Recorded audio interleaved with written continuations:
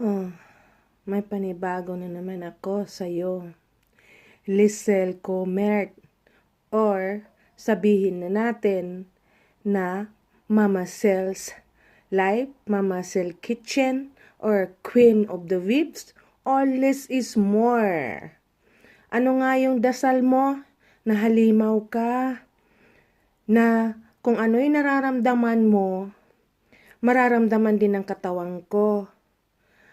Kasi kung may gagawa sa katawan mo, mararamdaman ko. Yan ang dasal mo. May padasal-dasal ka pang impaktang demonyong Lucifer kang Lisel Comert ka. Or tawagin ka na ngang Lisa. Nahalimaw ka. May padasal-dasal ka pa talaga ha. Sus! Maria!